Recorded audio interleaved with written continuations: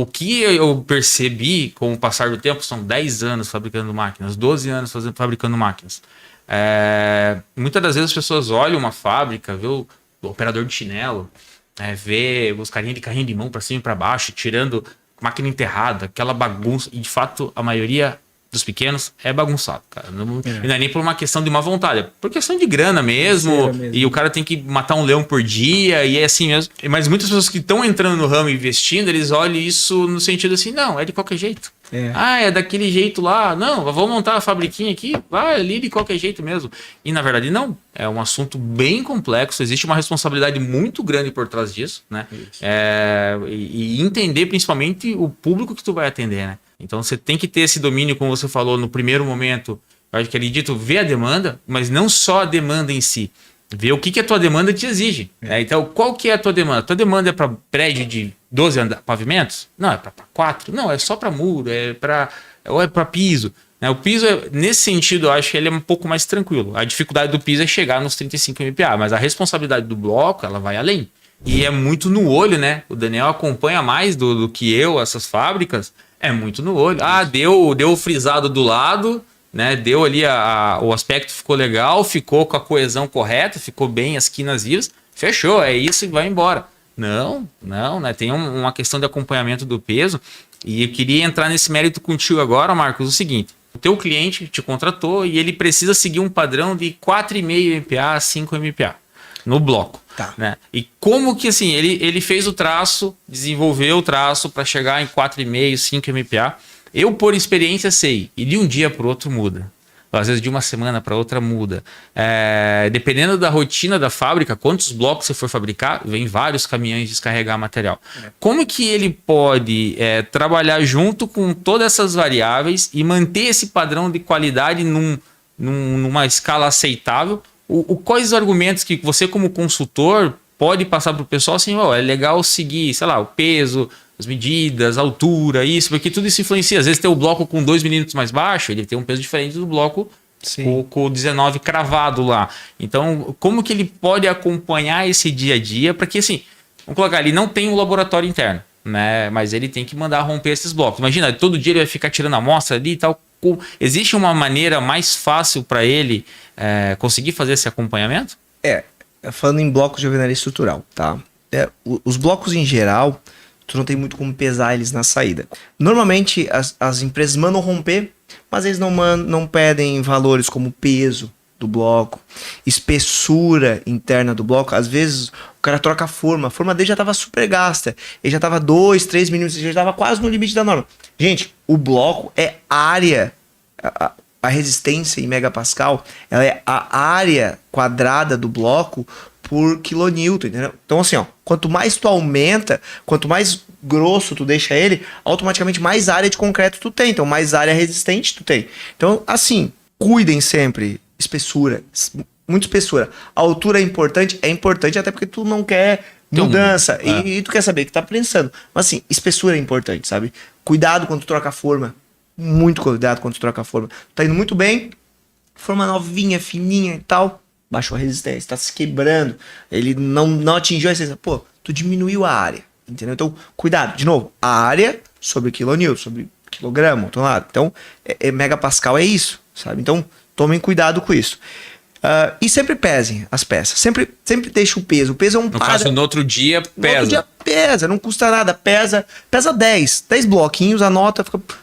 tá dentro dos de ontem, tá dentro daquele Aí você dia. faz você intercala os blocos em relação à bandeja? Isso. Quando o teu intuito é ver a produção no geral, tu pega de várias tábuas. Aleatório. Quando o teu intuito é ver a regulagem da tua vibroprensa, quanto vibração tu pega de uma tábua só. Desvio padrão no caso daí. Desvio padrão você pega... Isso. Porque assim, tu tem o desvio padrão na tábua, que tu tem que diminuir o máximo possível, e tu tem o desvio padrão do inteiro, que muda o agregado, que muda a areia, que muda a brita. Então assim, cara, são coisas diferentes. Mas se tu não está querendo ver o desvio padrão na tábua, eu pegaria do geral, peso, anoto e comparo os pesos com os pesos que já deram a resistência.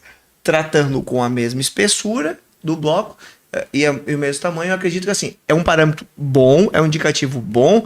Normalmente não é um parâmetro bom se tu tiver poucas amostras, tá? Mas quando tu passa de 20, 30 amostras, se tu faz um rompimento de 30 Por dia peças... isso, né? Não, 30 peças Não, mês. o peso. É o peso por dia. Mas quando eu falo tu precisa de amostra de rompimento. Certo. Com peso. Se tu tiver umas 30, se qualquer um colocar isso dentro de uma equaçãozinha, tu vai ver que faz um sentido. Mas Quanto mais 30 é muito, né? 30 rompimentos mês... Não, eu digo que é muito pra quem talvez não tenha um acesso tão fácil a uma... Pois é. Tem que ter, né, cara? Isso também acho que é uma barreira. Uma barreira. Poxa, é complicado falar pro cara que tá apertado. É muito difícil. Pô, o cara tá apertado, tá difícil. Pega por exemplo pro cara, não, tu tem que gastar 30 rompimentos mês. Pô, é difícil. Eu sei que é puxado. É fora da realidade de muitos, na verdade. É fora da realidade de muitos. Muitas vezes fala balela, né? Vem aqui e fala, mas assim, é o interessante. É o que deve ser feito, entendeu? É o que os grandes fazem. Na verdade, acabam que montam um laboratório interno, né? Uma prensa hoje, a gente tá falando aí de uns 18 mil reais, tá? É, uma de entrada, né? Mas uma de entrada te serve um manual de entrada de 18 reais. O bloco, ele chega no 4MPa, vamos colocar assim, cara, 20, grosseiramente... 20 e poucas toneladas. 20 e poucos toneladas para 4MPa? É que tem que lembrar que ele tem uma área grande. Né? Sim. É quase a mesma compactação do paver, não? O paver não dá para. O paver, ele é 35 MPa, vai dar umas 20 toneladas, só que é uma areazinha de 85 milímetros. E daí o bloco ele pega a área completa, pega a área inteira. E o bloco retifica também para fazer? Eu nunca retifiquei bloco. Eu faço capeamento até, eu acho que 8 MPa com gesso e aí acima disso... Mas o capeamento é como se fosse um nivelamento da parte superior ali. Isso, tu pega a parte... Na verdade, em tese tem que ser feito os dois lados. Uma mesa de vidro, aplica o gesso, coloca, depois de uns 20 minutos tu já pode tirar e aplica gesso no outro, deixa um dia de cura e faz o rompimento. Com argamassa não pode fazer? Ou argamassa pode, eu faço com gesso porque o gesso ele seca rápido. Prático. 30, 40 minutos tu já pode virar a peça.